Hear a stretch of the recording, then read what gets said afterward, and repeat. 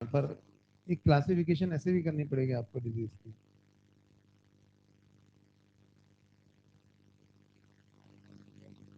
तो हम प्लेटलेट्स के बारे में बात कर रहे थे, इनको थ्रोम्बोसाइट्स भी कहा जाता है।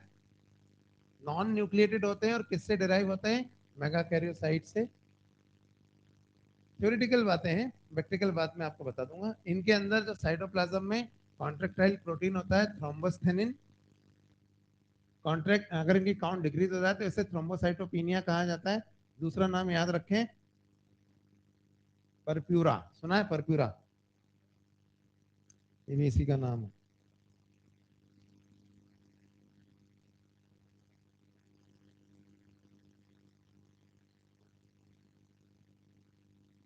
अगली बात, क्रिटिकल काउंट कब हो जाती है? जब 40,000 से कम रह जाए। 40,000 से कम हो जाने का मतलब कि अब ब्लीडिंग कैसे रुकेगी, क्लॉटिंग में प्रॉब्लम आएगी। तो वो सब क्या होता है, क्योंकि प्लेटलेट्स के कुछ फंक्शंस हैं जो मैं आपको अभी बताऊंगा। चलो पहले वो फंक्शंस ही बता देता हूँ। देखो प्लेटलेट के काम क्या है, तीन मेन काम है प्लेटलेट्स के।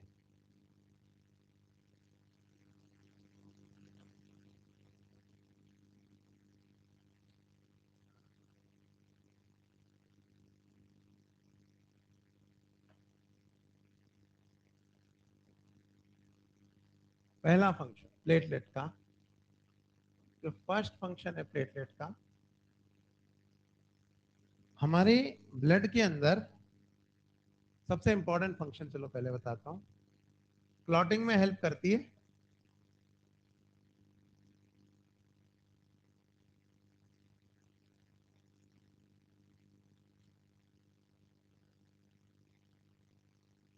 Bye release of thromboplastin. तो थ्रोम्बोप्लास्टिन उसके बाद हमारे ब्लड के अंदर एक कैस्केड रिएक्शन चलाता है, जिसकी वजह से ये होता है काम। दूसरा काम,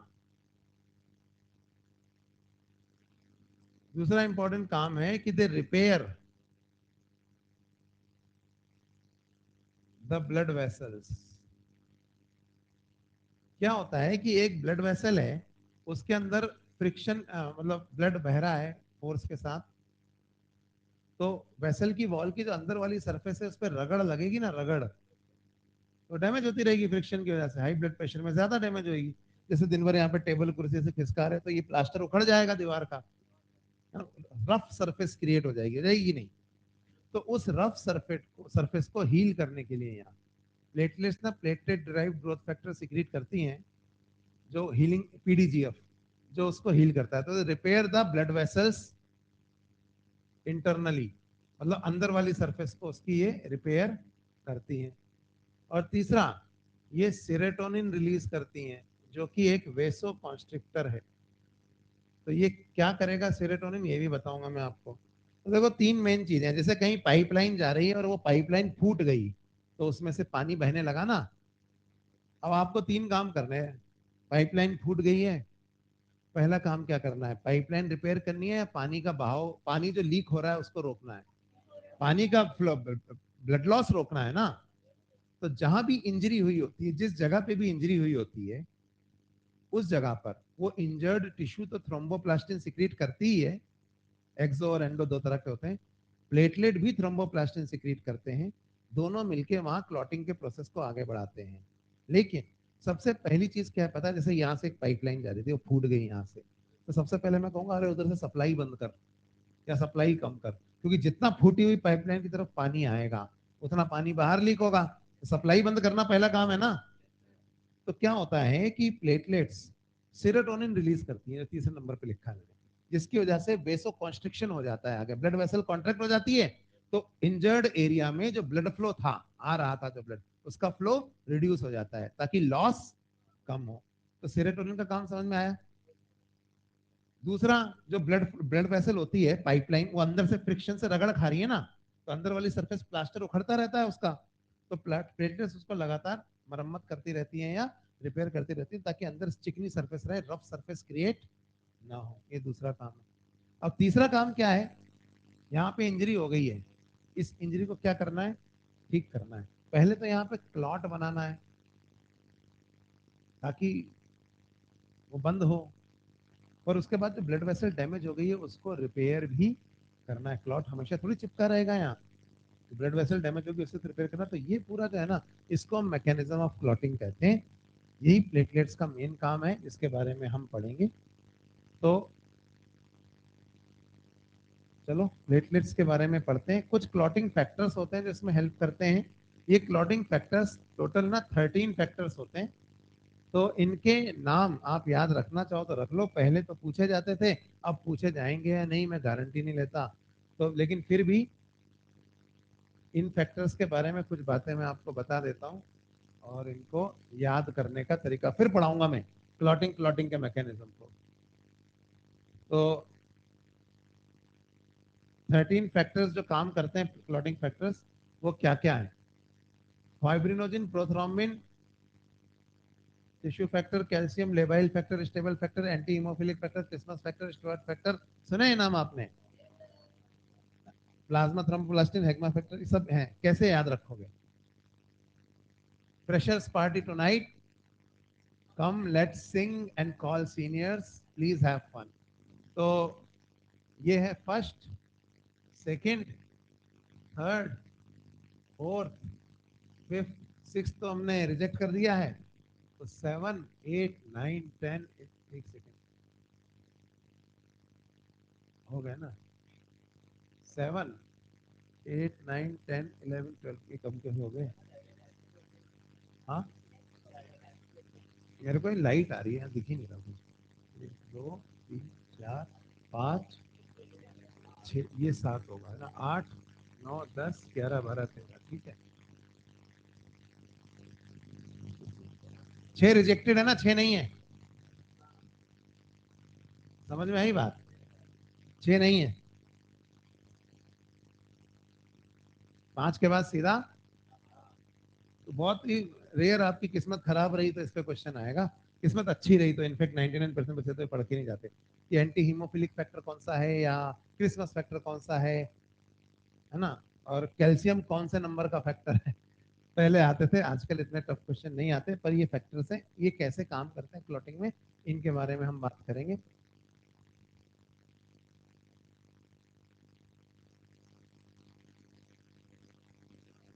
हाँ, क्या लिख रहे हो?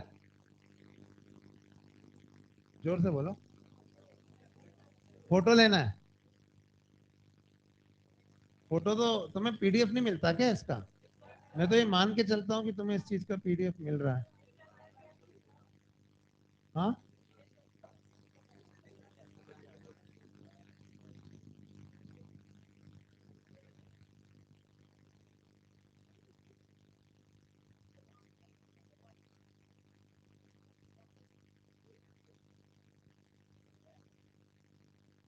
ये लो, ले लो भाई फोटो।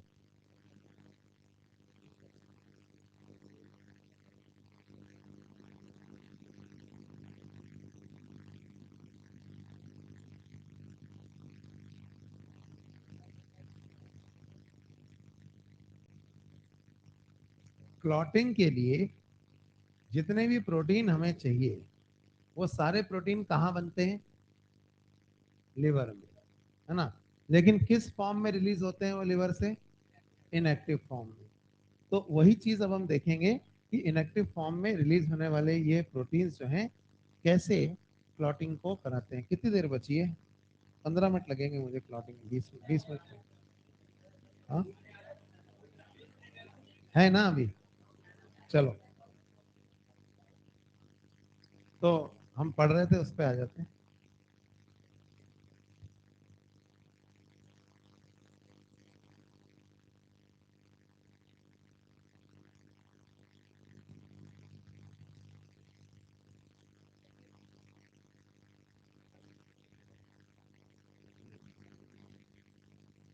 चलो, तो सपोज जैसे ना, ये ब्लड वेसल है और ये इसमें ब्लड है। अचानक ये ब्लड वेसल के अंदर यहाँ पे इंजरी हो गई, यहाँ से ब्लड लॉस हो रहा है, सबसे पहले क्या होगा, जो प्लेटलेट्स है ना वो एक काम करती है,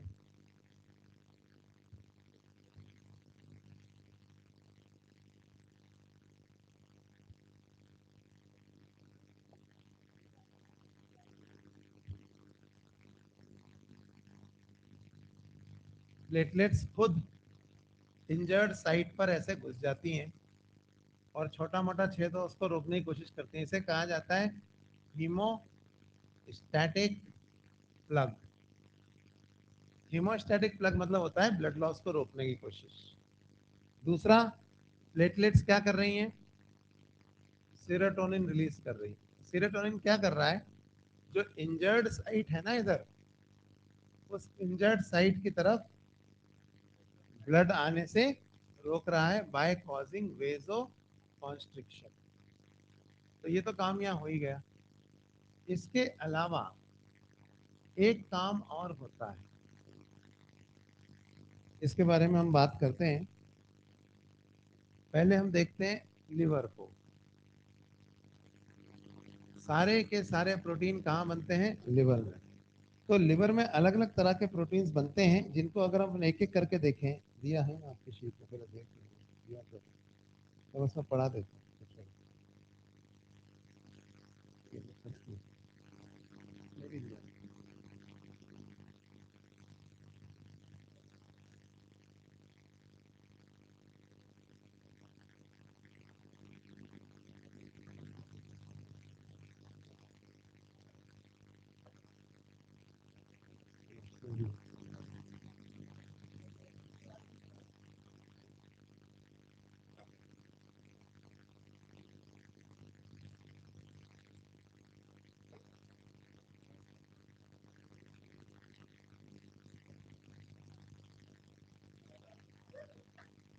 तो जो आपके प्लाज्मा प्रोटीन्स हैं लिवर के अंदर, यहाँ पे क्या हो रहा है कि प्लेटलेट्स एक और चीज रिलीज कर रही हैं और इसे कहा जाता है एंडोथ्रोम्बोप्लास्टिन।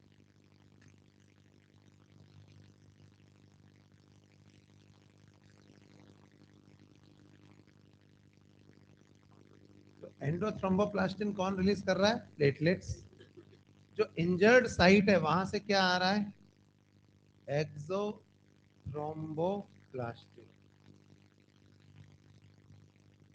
ठीक है, इंजर्ड साइट से ये आ रहा है। तो दोनों ही तरह के जो थ्रोम्बोप्लास्टिन है, एक्सो और एंडो, दोनों प्लाज्मा प्रोटीन्स पर एक्ट करेंगे और यहां से कैस्केड मैकेनिज्म की शुरुआत होगी। एक्सो भी ऐड कर रहा है और endo, in the presence of calcium ions. वो तो आएंगे ही क्लॉटिंग में। तो कैल्शियम आयंस की प्रेजेंस में क्या होगा, तो सबसे पहले जो इंजर्ड टिश्यू है, एक्सो और एंडो दोनों कर रही है, जो वो प्रोथ्रोम्बिनेज एंजाइम बनाएगी। जो प्लाज्मा प्रोटीन्स थे, तो इसी को हम ना थ्रोम्बोकाइनेज भी कहते हैं। ये जो प्रोथ्रोम्बिनेज बन रहा है ना, इसी का दूसरा नाम क्या है, थ्रोम्बोकाइनेज। अब थ्रोम्बोकाइनेज बन गया, अभी दो काम करेगा। पहला तो ये हेपेरिन को इनएक्टिवेट कर देगा, क्योंकि हेपेरिन क्या चीज है पता है आपको, वो, हाँ, ब्लड को क्लॉट होने से रोकती है। तो first thing is inactivation of heparin. तो थ्रोम्बोकाइनेज सबसे पहले कहेगा कि भाई अब एंटीकोएगुलेंट तुम्हारा काम खत्म, यहाँ पे क्लॉटिंग की प्रोसेस हो रही है इस एरिया में। तो इस एरिया में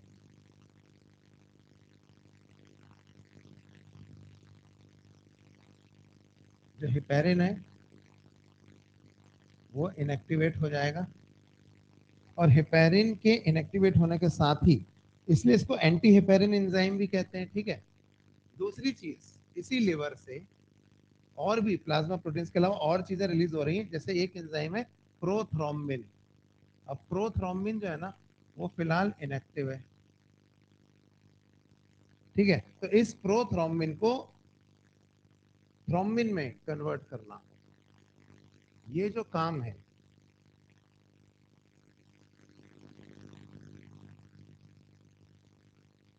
ये काम फिर प्रोथ्रोम्बिनेज करेगा। यानी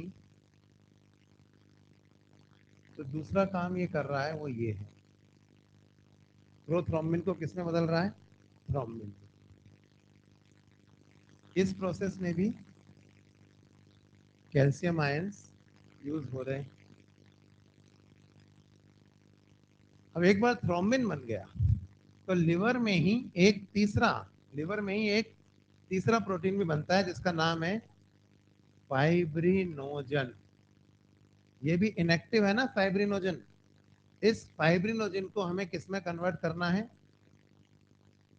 फाइब्रिन में। ये काम कौन करेगा, ये काम करेगा थ्रोम्बिन।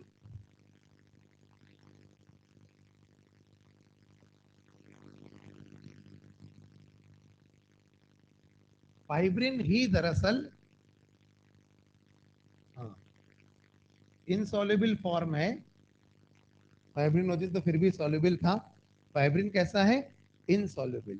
तो ये जो इनसॉल्युबल फॉर्म है ना, तो अब ये वहां पे जाली बना लेगा जहां पे भी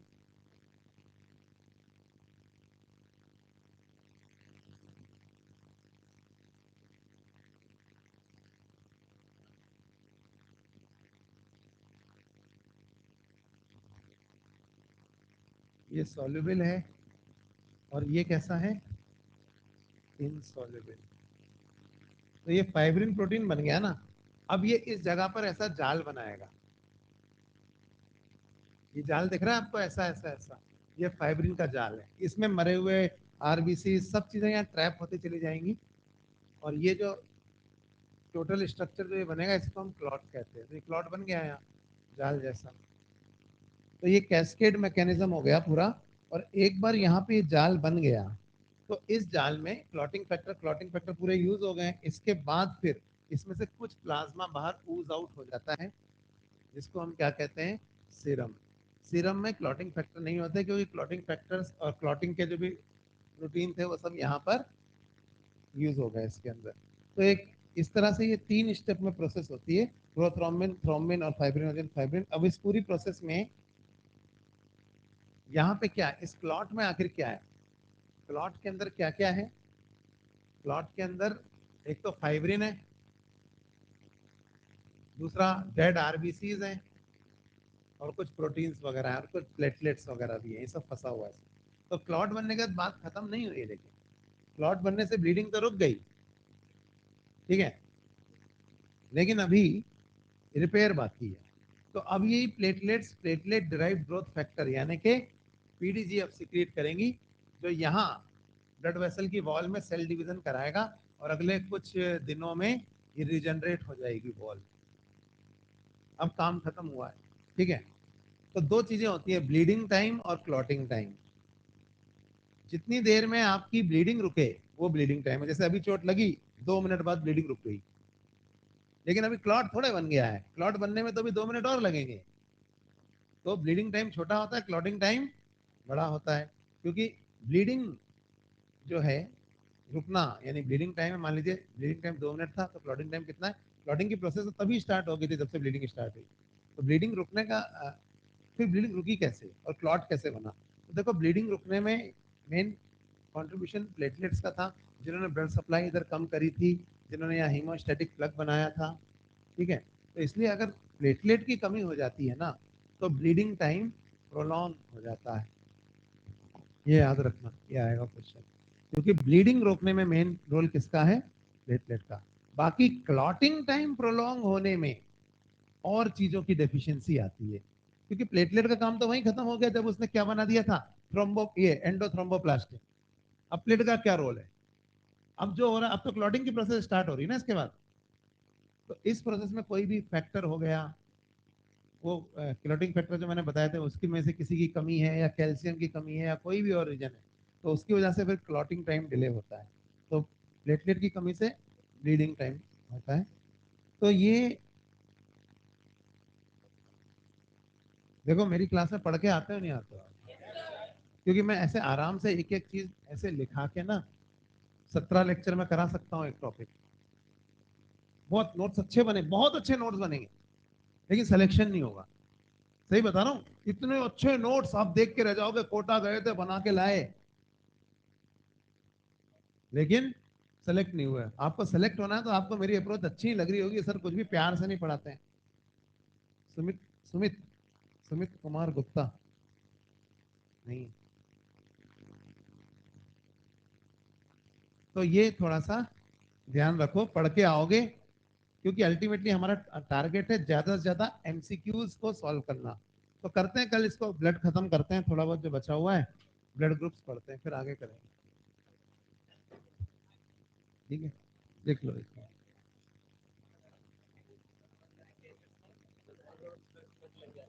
हम्म।